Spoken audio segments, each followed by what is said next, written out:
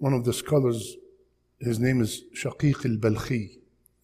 This scholar, he said that the doors of tawfiq, the doors of success, are closed because of 6 things.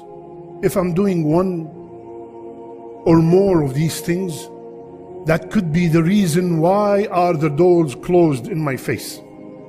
He said, first, al-ishtighal bin-ni'mah an shukriha, being busy and occupied with the blessing than being busy and occupied of being grateful to the blessing.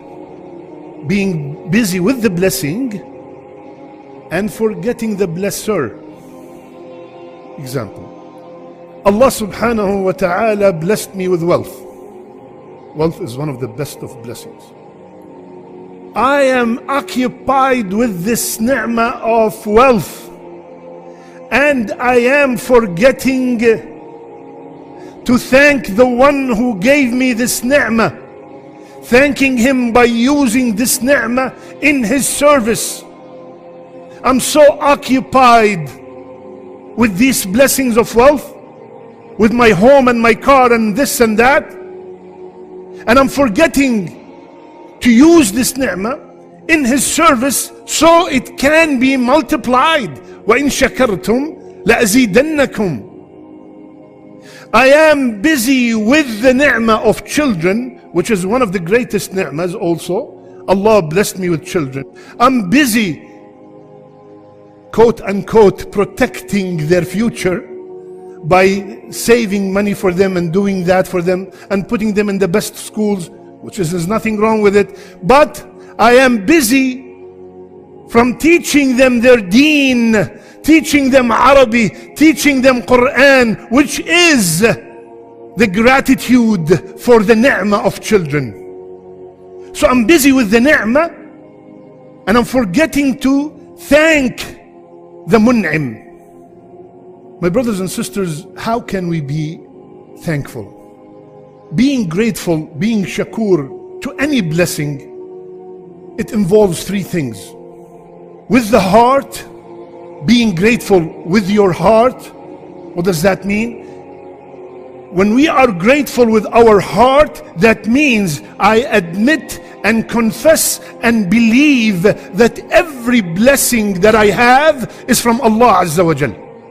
وَمَا بِكُم مِّن نِعْمَةٍ فَمِنَ اللَّهِ. This is how I am grateful with my heart, by knowing that this job is not because of my degree, because of my shrewdness, because of my smartness, because of my father, because of my tribe. No, this is because of Allah and only because of Allah Azza wa Jal. I do my job, I try, I work, I study, but at the end of the day, I always bring back the success to the Khaliq, to Allah Azza wa Jal. This is how I am grateful with my heart. Grateful with the tongue, it's obvious to constantly say Alhamdulillah. Rasulullah sallallahu alayhi wa sallam, he said, Alhamdulillah tamla il-mizan, fills the scale on the day of judgment.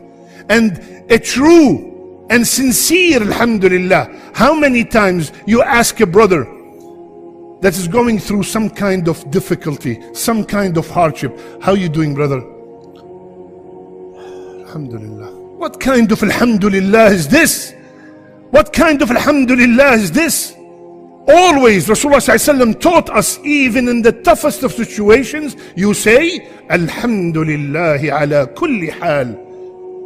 I'm so grateful to Allah Azza wa Jal for every state that I am in. I am poor, I'm grateful. I'm rich, I'm grateful. I'm healthy, I'm grateful. I'm sick, I'm very grateful. This is the thanking by the tongue. And the thanking by the limbs is to put these blessings that Allah gave you in His service. And do not use the ni'mas of Allah by disobeying Him with these blessings. Allah blessed me with these eyes. Allah blessed us all with vision. And I take these eyes and I watch haram.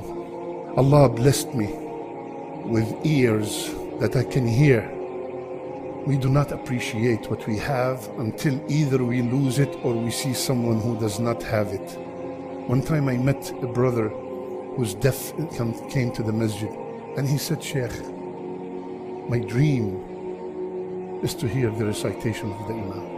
I only move when you move. He doesn't know Allahu Akbar, Sami'ah. He sees us moving, he moves. Allahu Akbar. Using these blessings in the service of Allah. When do we wake up? When the sister without hijab wakes up, Ya Allah, when she had cancer and she loses all her hair, Ya Allah, save me from the cancer, I will wear the hijab. Ya Allah, save me from this being handicapped, and I will start coming to the masjid. Tab ya Habibi, why didn't you come while he was giving you all these blessings? This is what happened. When we lose something, then we wish that we have it in order to use it in the service of Allah Azza wa Jal.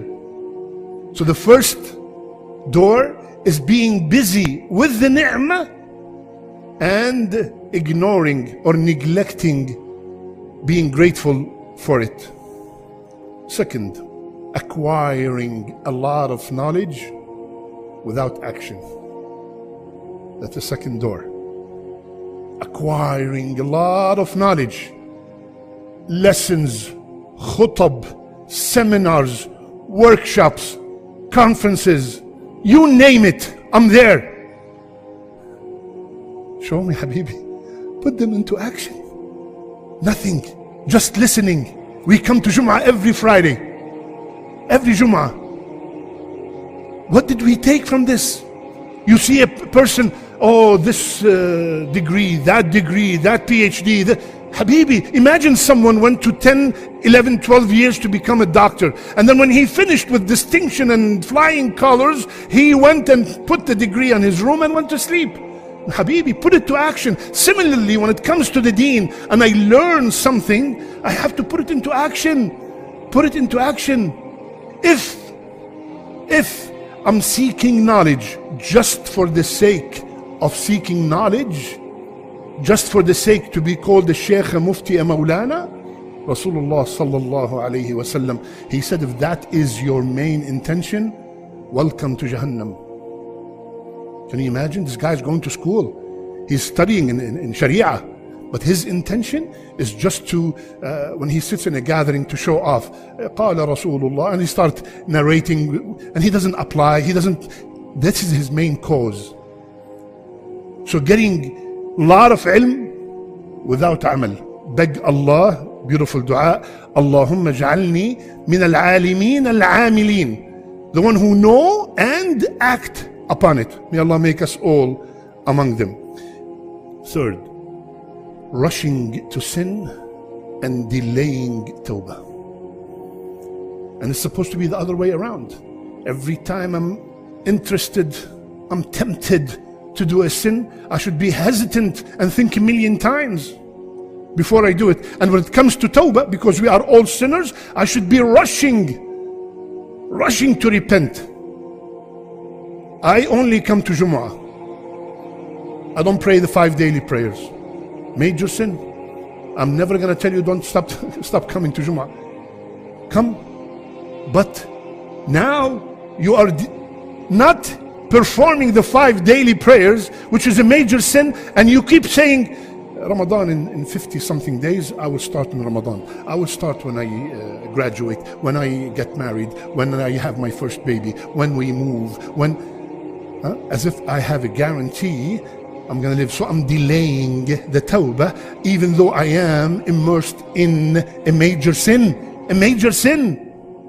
So we should, subhanAllah, look at the beauty of Tawbah. Look at the beauty. And I want all of us to imagine that there is nothing called Tawbah. Can you imagine? Yani, if I committed a sin, I'm done. Allahu Akbar. Allah. Can you imagine that Tawbah is only in Mecca? When رايح يا Sheikh? Where are you going, brother? Wallahi, I have to repent. I'm traveling to Mecca. Can you imagine?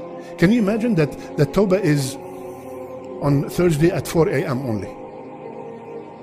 So what if I die before that? Allahu Akbar. No, anytime, anywhere, any day, rush. Not only rush, Inna Allah yuhibbu tawwabin. Allah would love you. Don't let the shaitan tell you you are a major sinner, you're this, you're that. This is all from the shaitan. Allah said He loves when the person repents. Fourth, الاغترار بصحبة الصالحين وترك الاقتداء بأفعالهم. Bragging that I know the shuyukh, I know these righteous people, I know this Maulana, he's my friend. Bragging that you know all the righteous people and you do not emulate them, you do not imitate them. Look, I have a picture with the Sheikh so-and-so. I know him. You want me to call him? I know his number. We were hanging out yesterday. Say, why don't you follow what the Sheikh did? The Sheikh is always praising this and that, and I see you doing everything opposite. Bragging about knowing someone who's righteous and not imitating the righteous. And that is lately, with the social media, this is becoming huge. No, one of the greatest blessing is to be surrounded by righteous people, so their trait, their actions will have an impact on your life. This is the whole reason, one of the main reasons to have a righteous company. When they see you going on the right path, they take your hand, and when they see you doing something evil, they tell you, hey, stop, brother, this is not right. Fifth, running after the dunya and the dunya running away from us. This person, this door, unfortunately many are inflicted with this door. Running after dunya. Finish this, I want this level, this position, this promotion. No stopping. And again, this is their focus. This is all their focus. You know, one time there's a story. It says that a man brought a woman to his father and he said, Baba, I would like to marry this woman. So the father, when he saw the girl, he said, wow, this is so pretty, it's not good for you. I want to marry her myself. So they fought, and they went to the police. When the police saw the woman, he said, neither of you, I'm going to marry her. And then the police fought with them, and they went to the mayor, same thing. Then the mayor went to the governor went to the president. When the president saw her, he said, this is mine. So she said, you know what, stop fighting. I'm gonna run, and whomsoever catches me, I will be his. She started running, and everybody's running after her until they all died out of fatigue and exhaustion. And she stood up and said, I am the dunya. You will never catch me. I am the dunya. You will never catch me. Have you ever seen someone saying, I'm done, I'm satisfied, khalas, I don't want any more? Have you ever seen that person? Does that person exist? No. Why? Rasulullah ﷺ said, the son of Adam, listen to this hadith. If the son of Adam has a valley, not a room as this big, valley of gold. Can you imagine just this room with gold? It will suffice earth, really earth. Rasulullah ﷺ said, if the son of Adam have a valley of gold, he wishes for two. And nothing will satisfy the son of Adam except a turab, dirt in the grave. This is what is going to shut him. Otherwise, as long as he is above the ground, he's always seeking for more, looking for more. So, loving the dunya, subhanallah, you know, from the moment we were born, me and you, from the moment we are born, we are told, innaka mayyit wa innahum mayyitun. From the moment we were born, we were told, you are going to die, and me and you are walking towards that end. Can you imagine? I'm walking towards that end. I know for a fact that the verdict is already out. You are going to die. That's the verdict. But the execution is only known to the Creator. When No one knows, but for a fact, 100%, none of this room, none of the people watching us would say, no, no, no, no, I am not going to die. And we're still addicted to the dunya. Which brings us to the sixth one and the last one. The Akhirah's moving forward and we are running away from it. The Akhirah's coming forward, is moving forward. Every breath that I take is bringing me closer to my trip to the cemetery. When you're sitting in a gathering and you start mentioning death, Ya Shaykh, leave us alone. Every time you remind us of death. While Rasulullah sallallahu alaihi wasallam, what did he say? Akthiru! Mention abundantly the destroyer of pleasure. Al-Maut. Abundantly, a lot, constantly think, I am going to die.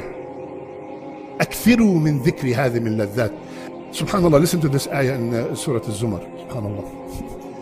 وَإِذَا ذُكِرَ اللَّهُ وَحْدَهُ اشمأزت قلوب الذين لا يؤمنون بالآخرة وإذا ذكر الذين من دونه إذا هم يستبشرون. Allah said there are a group of people, if you mention Allah, look at this word, they get disgusted.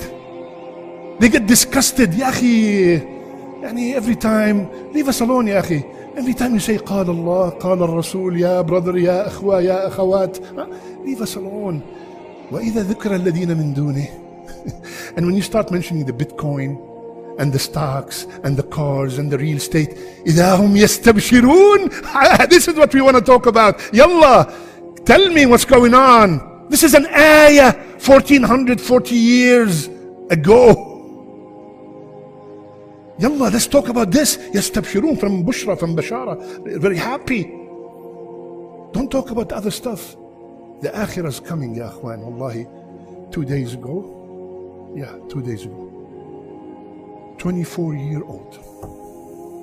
24-year-old, beautiful, handsome boy. Gone.